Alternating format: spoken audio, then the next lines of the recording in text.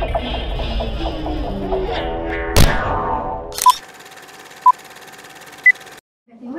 kakak-kakaknya keren banget ya, Jin. Iya, tapi lu tau gak sih si Raihan itu? Katanya dia mau masuk ilmu komunikasi loh. Tapi kan dia IPA ya.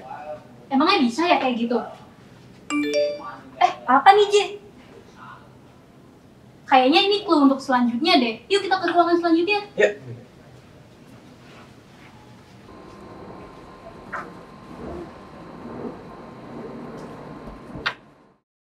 Halo teman-teman Embasi, balik lagi ke rangkaian acara Kampus Di 2022, yaitu Tosan alias Talk Show Santai.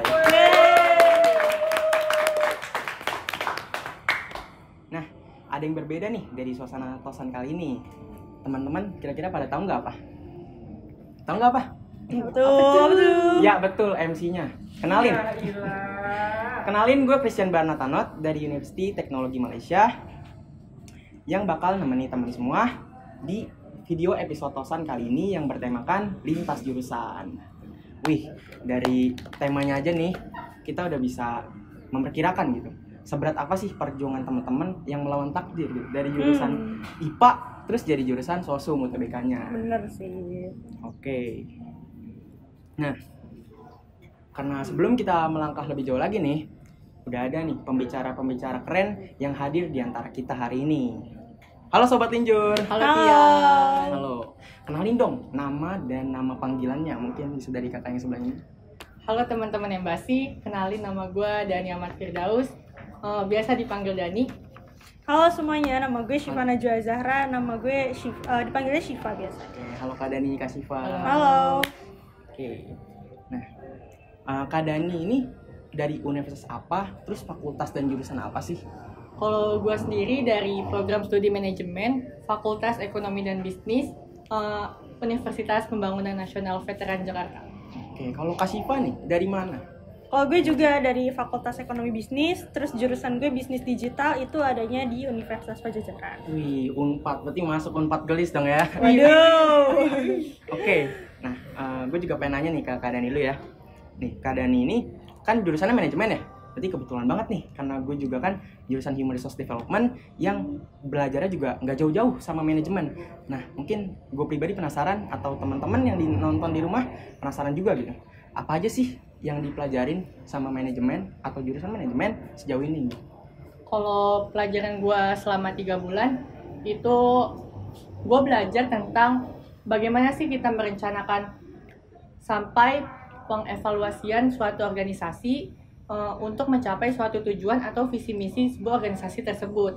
Nah, di semester 4 atau semester 5 itu sendiri manajemen bakal difokusin lagi ke suatu peminatan.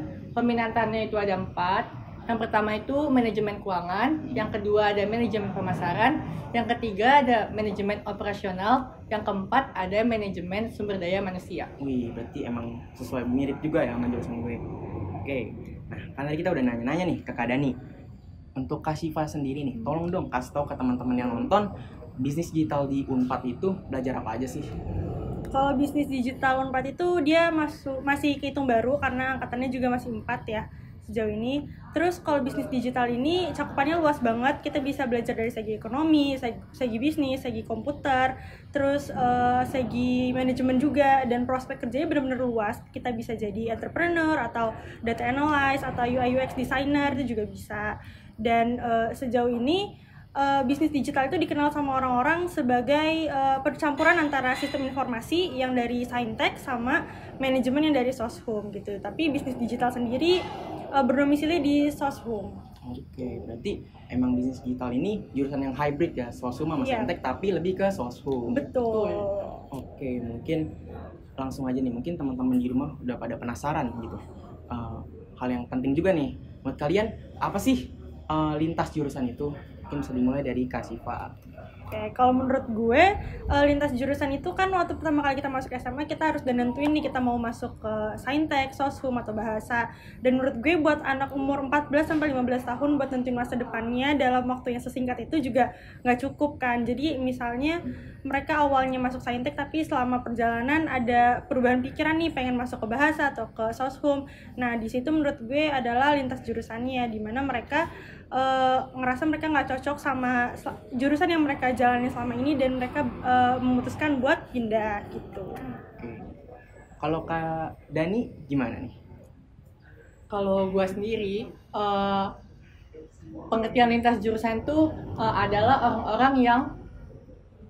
orang-orang yang melakukan suatu perpindahan dari program studi yang IPA atau program studi yang IPS di SMA itu ke ambil yang jurusan lain. Jadi mereka belajar dari awal lagi buat masuk ke jurusan impiannya mereka. Itu sih.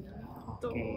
Nah, terus kita tanpa berlama-lama lagi masuk ke hal yang pertama pengen gue tanyain juga nih khususnya. Apa sih alasan kalian gitu memutuskan gitu untuk memilih lintas jurusan? Mungkin bisa dimulai dari Kak Dani, silakan. Kalau gue sendiri alasan untuk lintas jurusan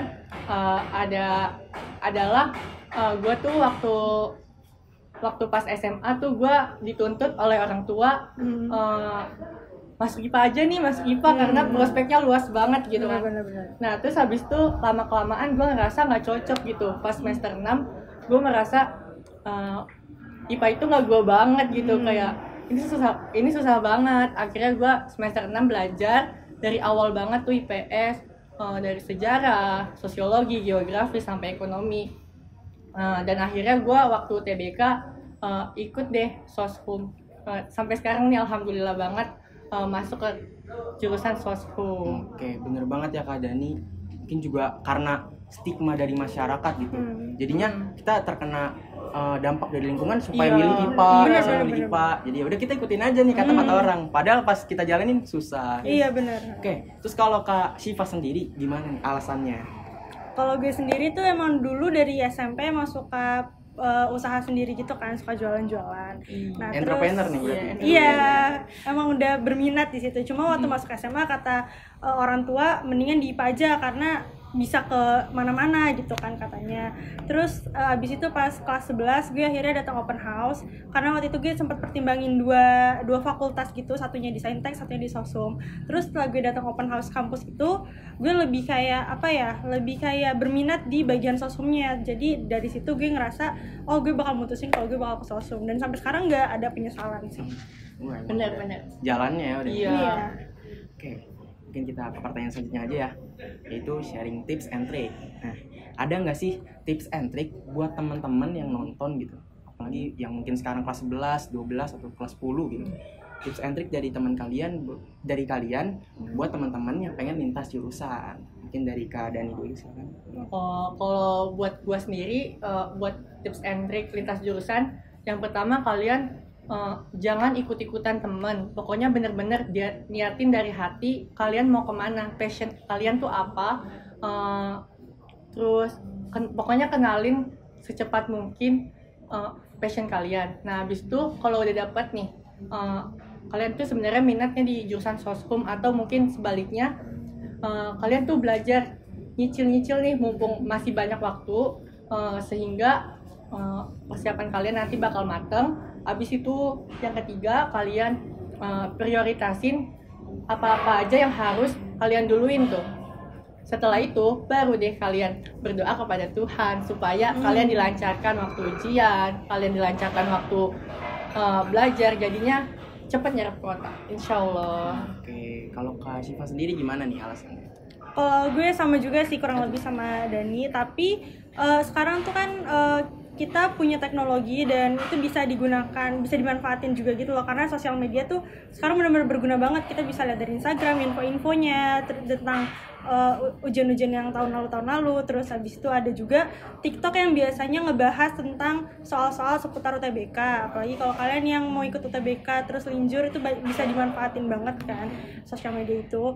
Dan yang kedua itu dari gue adalah kalian lihat nih fokus fakultas kalian di mana. Kayak gue misalnya di ekonomi dan bisnis, dan di situ gue lebih tekenin di bagian ekonomi gue. Udah gitu karena ekonomi itu berkutat sama hitung-hitungan kan ya, jadi gue juga fokusin di bagian pengetahuan kuantitatifnya sih itu.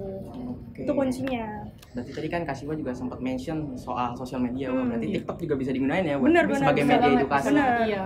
Oke, nah mungkin gue juga penasaran nih. ada nggak sih pelajaran gitu yang sulit di SMA, terus yang pokoknya yang ketika kalian linjur lah kalian merasa itu wah sulit banget nih gitu? Kalau menurut gue sendiri buat lintas jurusan ini pas gue belajar awal banget itu yang susah menurut gue sejarah, karena sejarah tuh materinya banyak banget sebanyak itu. Terus pokoknya sejarah tuh banyak banget hafalannya, dari nama-nama orang, nama-nama tempat, nama-nama tanggal. Terus gue hafalin dalam satu kurun waktu yang sama. Terus gue akhirnya memutuskan kalau ini tuh susah banget gitu. Buat kalian yang linjur kayaknya sejarah cocok dicoba duluan. Lengkap juga peristiwanya. Iya, benar-benar harus. Nah, kalau Kak Siva sendiri itu pelajarannya apa sih yang sulit? Kalau gue sendiri maksudnya paling susah dan ternyata di skor UTBK juga paling jelek itu geografi sih. Cuma ya karena fakultas gue nggak ada hubungannya sama sekali sama geografi, jadi ya udah gitu, gue nggak begitu fokus di bagian geografi. Oke, nah mumpung nih di sini ada makanan, ada minuman, mungkin Kak Siva dan Kak Dani nih, karena ini talk show santai ya, iya. itu kalian bisa minum-minum dulu. Oh boleh nih ya, boleh. berarti boleh dimakan. Iya ya. boleh. Silakan. Makan ya guys. Ini dulu kali protokol dong. Oh iya benar. Nih. Mungkin MC Iya. cerita ya. Boleh makan. Oke. Yuk dimakan guys. Yuk. Sembari kalian makan dan minum nih, gue boleh nanya-nanya nggak soal makanan minuman gitu. Nah, nih kan kalian juga udah kuliah sekitar beberapa bulan ya di Iya benar. di UPN sama di Unpad. Nah, kalau Kak Dani sendiri nih di sekitar di sekitar UPN VJ itu udah ada belum sih tempat nongkrong atau mungkin makanan gitu yang terkenal gitu?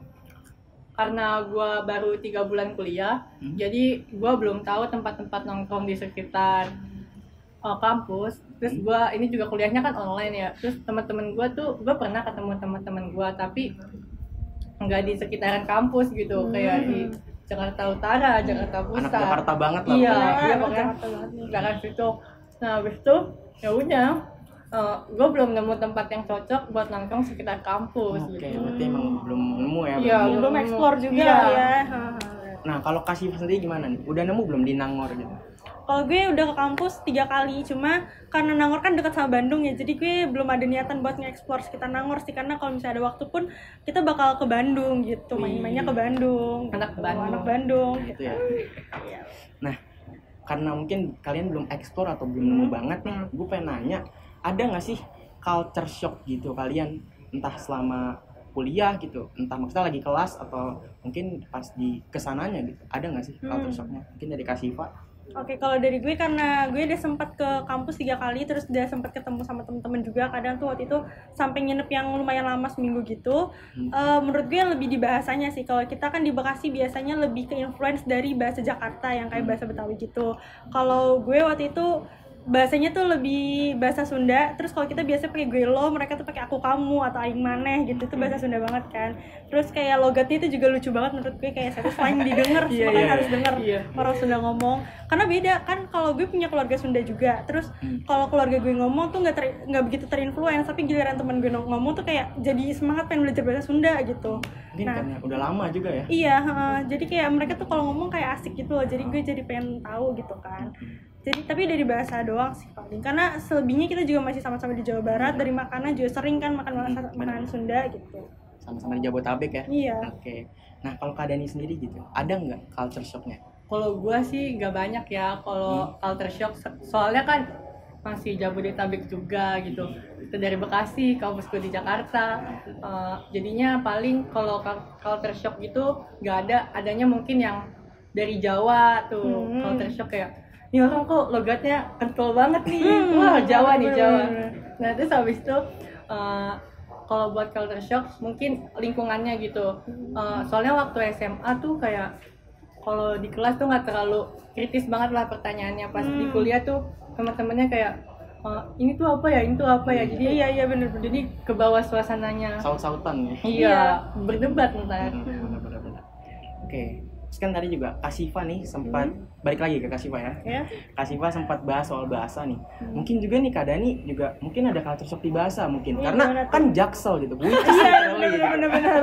Gimana tuh bahasanya tuh? Kalau gue sih bahasa Jaksel tuh belum digunakan gitu di UPN dengan sebaik itu.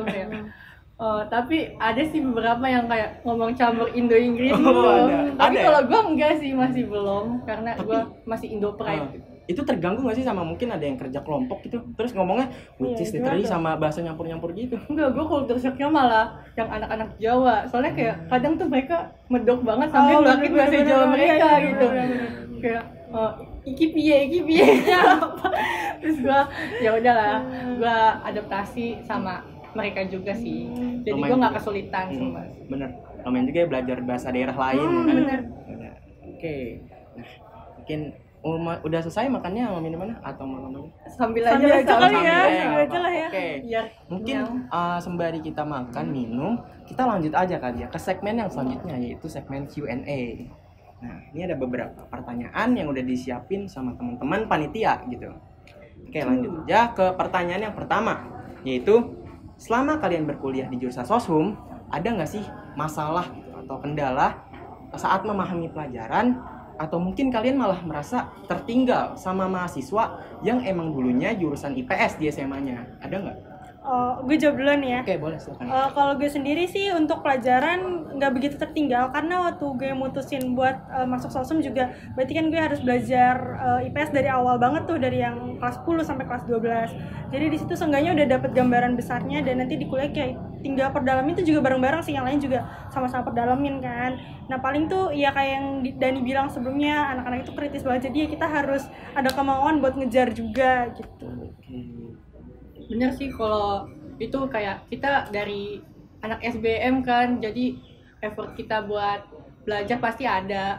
Ekonomi kan, kita fakultas ekonomi, terus habis itu kalau buat culture shock, lingkungan anak-anaknya itu pasti ada sih kan, namanya juga kuliah, udah dewasa, pikirannya semakin kritis buat mengetahui sesuatu, jadi kita juga harus ngimbangin gitu kan. Bener banget, jadi kita harus push diri kita sendiri buat lebih baik daripada orang lain gitu. Oke, itu emang dari kemauan diri sendiri yang Iya. maksudnya. Iya. Oke, lanjut aja ya ke pertanyaan selanjutnya, itu bagaimana sih cara kalian membagi waktu dulu nih antara belajar pelajaran di SMA yang mana adalah IPA, terus sembari belajar pelajaran UTBK yang mana Soshum gitu. Mungkin dari Kak Dani dulu. Kalau gue sendiri tuh waktu gue persiapan UTBK itu kan gue cuma 6 semester semester 6 doang, atau 3 bulanan lah itu. Nah habis itu gue prioritasin apa-apa aja yang banyak, terus apa-apa aja yang susah tuh gue list dulu tuh pelajarannya. Nah untuk bagi waktu sama sainteknya atau pelajaran sekolahnya itu gue ya, yang pertama gue belajar di kelas. Kalau misalnya ada kelas tuh fokus dengerin guru, terus habis itu kalau ada tugas gue kerjain setelah itu. Nah malamnya gue sempetin buat belajar soshumnya itu, jadi semuanya kebagi dengan rata sih. Kalau gue itu aja. Oke. Terus kalau Kak Syifa sendiri itu gimana? Kalau gue juga sama sih, kurang lebih sama kayak Dani. Tapi kalau ditanya jujur lebih prioritasin mana, UTBK atau sekolah, jujur lebih ke UTBK. Ya, karena kalau sekolah yang penting lulus aja gitu kan. Iya benar kan. Oke, nah kan tadi juga Kak Dani sempat mention gitu soal misalnya cara belajar UTBK. Nah, menurut Kak Dani atau Kak Syifa cukup gak sih buat seorang siswa SMA, misalnya dia mau linjur tapi dari kelas 12 gitu? Apa mungkin menurut Kak Dani atau Kak Syifa ini mendingan kita harus tahu dulu nih dari kelas 10 mau kemana gitu? Mungkin bisa dari siapa dulu? Kak Dani silakan. Kalau gue sendiri kan yang menurut gue tips buat milih jurusan tuh bener-bener jangan dengerin lingkungan gitu pas kelas 10. Jadi bener-bener dari hati kalian tuh pengen kemana sih, tertarik gimana. Jadi pas kelas 12 tuh nggak linjur gitu. Soalnya kalau kelas 12 linjur nanti pas SNM atau yang jalur rapot tuh kalian nggak bisa ngambil jurusan IPS dengan Nggak semulus iya, IPS peluang, gitu ya. peluangnya lebih kecil. Iya bener-bener. Nah habis itu aja sih kalau gua. Oke. Terus kalau Kak Syifa ada nggak sih kira-kira gitu? Kalau menurut gue kayaknya Ada nggak sih kira-kira atau enggak kenapa gitu? Mendingan siswa itu entah dari kelas 10 linjur kah, atau misalnya dia kelas 12 linjur nggak apa-apa, tapi itu cukup gak waktunya buat belajar? Kalau misalnya udah terlanjur sih, misalnya udah masuk IPA tapi pengen masuk sosum sih sebenarnya nggak masalah juga. Cuma yang penting kalian komitmen sih, Iya, bener. harus komitmen gitu kan. Kalau misalnya setengah-setengah juga buat apa gitu kan? Maksudnya UTBK-nya nggak lolos, terus di sekolah juga setengah-setengah karena udah nggak niat gitu kan. Jadi mending benar-benar harus komitmen, terus habis itu dijalanin sih. Cukup Terus, sih kalau iya. dari kelas 12 Iya, mungkin. sebenarnya iya, kalau udah kalau niat, kalian kalau terus- kalian komitmen Bener, sama bener. apa yang kalian jalankan, itu Iya, aja betul, sih. betul. Setuju. Berarti kalau sebisa mungkin nih kasih tahu ke teman-teman SMP buat milih dari awal Iya, ya, IPA atau bener. Iya, IPS. harus ditentuin. Cuma pasti berat sih ya buat anak-anak umur 14 sampai 15 tahun buat nentuin masa depannya gitu kan. Maksudnya sekalinya berkecimpung ya udah nggak bisa kemana-mana lagi gitu. Karena kan. kita juga dari dulu juga nggak dikasih tahu nggak sih yang kayak gini Iya. maksudnya. Iya benar. Waktu SMP juga kayaknya nggak banyak pelajaran, apalagi bimbingan konseling gitu kayak. Nanti kalian di SMA mau milih apa-apa sama apa gitu. Iya, bener. Jadi Kemananya. kaget Iya, iya bener, pas yang bener. awal. Oke, wah menarik banget ya. Hmm. Kita lanjut aja mungkin kali ya ke pertanyaan terakhir gitu. Selama kalian belajar UTBK, produk penunjang apa aja sih yang kalian pakai untuk memahami materi UTBK? Oke, gue duluan ya jawab Oke, ya. silakan kasih Pak. Dulu gue waktu kelas 11 sempat ikut ini juga, ikut bimbel juga. Nah, tapi di kelas 11 itu gue masih fokus di Saintek karena gue ada niat kepikiran buat lulus di lewat SNM gitu kan. Tapi pas di kelas 11 itu gue ngambil Saintek, di kelas 12-nya gue emang udah ada niatan buat ke Soshum. Jadi akhirnya di kelas 12 tuh gue pindah bimbel, gue ke BA waktu itu. Jadi gue ngambil Soshum di situ, tapi kalau di BA gue ambil pilihannya di semester 2 belajar Soshumnya karena di semester 1 gue tetap mau fokusin di SNM. Padahal sebenarnya bisa dari awal tuh ngambil yang Soshum, tapi gue mutusin buat ambil Soshum di semester 2, tapi nggak dapet juga sih SNM-nya. BA itu bimbel ya berarti ya? Iya, bimbel bener. Oke. Dari ruang guru itu guys. Nah, kan tadi Kak Siva juga ngomong gitu. Ngomong soal bimbel gitu. Nah, sebelum kita langsung aja deh kita ke Kak Dani. Oh iya, kalau gue sendiri, gue nggak bimbel dari SMA tuh, gue nggak bimbel kecuali di salah satu guru, gue cuman bimbel di situ. Terus buat produk penunjang UTBK gue ada SKS kuning yang kecil itu. Oh iya itu. Iya, worth it banget sih buat kalian Cabai rawit itu. tim linjur. Iya. Terus habis itu ada gue beli wangsit buat latihan soalnya, sama tryout-tryoutnya gue beli Pahami V sama apa ya namanya, Zenius ya. Oh, Zenius iya. juga pakai. Benar. Iya itu Banyak aja. ya berarti ya. Iya, Banyak karena juga kan gue dong. nggak bimbel, jadi gue harus Bener-bener ngeimbangin orang yang di bimbel. tryout Iya. kan ya. Bener-bener. Nah, kan itu juga lumayan bicara banyak gitu soal cost atau harga ya. Nah, menurut kalian harga yang kalian keluarin itu mahal nggak sih gitu buat di linjur gitu khususnya? Kan kalau Saintek kita cukup belajar dari buku gitu kan yang dikasih tahu guru. Nah, kalau linjur kan sementara harus mungkin beli buku yang lain gitu. Iya. Nah, itu menurut kalian mahal nggak sih? Kalau menurut gue sih sama aja, karena kalau di Saintek kan kita misalnya apalagi yang bimbel terus harus beli buku, tapi kan beli bukunya juga Saintek, sama aja kayak Soshum gitu kan. Nanti Soshum belinya bukunya Soshum juga. Cuma kalau secara harga itu sama aja sih kayak Saintek. Kayak kalau misalkan mau di Saintek mau ngeluarin harga sebesar ini, di Soshum juga kalian ngeluarin harga biayanya sebesar ini, sama aja. Tapi kalau menurut gue di bagian ini ya sih tetap aja di bagian komitmennya ya, harus bener-bener sungguh-sungguh gitu kalau misalnya mau linjur. Kalau gue sendiri untuk harga itu sebenarnya relatif dari setiap individu kan. Kalau menurut gue, kalau misalnya ini kan buat masa depan juga ya. Nah, menurut gue tuh Ada kucing juga ya? Ini apa sih, ini sendiri aja kayak wangsit tuh berapa ya, 200-an gitu kan. Nah habis itu ini kan buat masa depan gue, jadi gue harus nyiapin kos sebesar itu buat nyiapin masa depan gue gitu. Terus habis itu gue kan beli beberapa buku juga, gue ngetotalin tuh kayaknya harganya 800.000 sih buat gak bimbel. Lumayan mahal ya? Iya lumayan banget. Berarti sebenarnya untuk harga itu juga tergantung dari individunya ya. Iya. Seberapa dia mau belajar, mau pakai produk apa Iya, aja. Iya gitu. betul. Semakin kalian mau pakai produk banyak pasti semakin mahal ya. Betul banget. Oke. Nah, mungkin sebelum kita tutup nih, ada nggak sih dari kalian closing statement gitu yang pengen dikasih tahu ke teman-teman penonton? Mungkin dari Kasifa dulu. Oke, buat aku, dari aku buat teman-teman yang pejuang TBK, semangat. Terus tentuin juga pilihan kalian dari sekarang, mumpung masih ada beberapa bulan lagi, apalagi buat yang mau linjur juga. Terus nanti kalian harus fokus, benar-benar harus fokus. Kalau misalnya ada omongan kanan kiri itu biarin aja, asalkan kalian yakin sama diri kalian sendiri. Karena kadang tuh orang-orang suka kayak kadang ada seorang yang nggak suka, terus yang merasa tuh kayak yang insecure kadang kan, jadi kayak malah ngejatuhin kalian juga gitu. Jadi itu nggak usah didengerin selama kalian masih yakin sama diri kalian sendiri. Bener banget, apalagi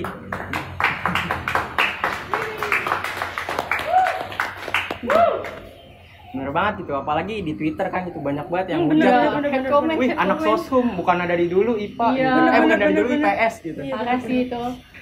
Oke, kalau dari Kak Dani sendiri tuh ada nggak closing statement-nya? Kalau gue sendiri buat kalian pejuang dua-dua, kalian tetap semangat buat menggapai impian kalian. Terus bener juga jangan dengerin sekitar kalian, terus fokus aja ke depannya kalian mau jadi apa. Buat kelas 11 kalian juga pikirin nih kalian mau kayak gimana ke depannya. Nah, selain itu untuk kelas 10 kalian juga bisa fokus passion kalian. Terus ini bener gak sih gue jurusannya di sini, terus habis itu fokus aja ke pelajaran-pelajaran yang kalian terlebih dahulu itu. Nah, pokoknya kelas 12 semangat sih, karena masih banyak waktunya, kalian bisa belajar lebih dalam lagi supaya pas UTBK kalian siap di hadapan komputer kalian itu loh. Iya, benar. Oke, jangan sebisa mungkin jangan sampai keteteran ya Iya. pelajaran IPA sama soshum atau linjurnya. Terus Oke. jangan lupa juga buat jaga kesehatan teman-teman. Iya, bener. Oke, nah, wah keren-keren banget ya pembicara kita. Tapi nggak terasa nih, episode Tosan kali ini udah selesai. Ya. Nah, saya ingin ucapin sampai jumpa di acara Campus Day 2022 selanjutnya atau episode Tosan selanjutnya. Terima kasih. Bye-bye. Dadah teman-teman, semangat. See you. Oh ala J, jadi ternyata linjur itu untuk orang-orang yang memilih program studi yang berbeda dari jurusannya waktu SMA. Iya bener banget, tapi ya mereka harus belajar lebih ekstra lagi sih. Soalnya kan mereka harus ngejar materi yang belum pernah mereka pelajarin di SMA. Nah bener banget. Yaudah, ayo kita lanjutin lagi. Yuk J.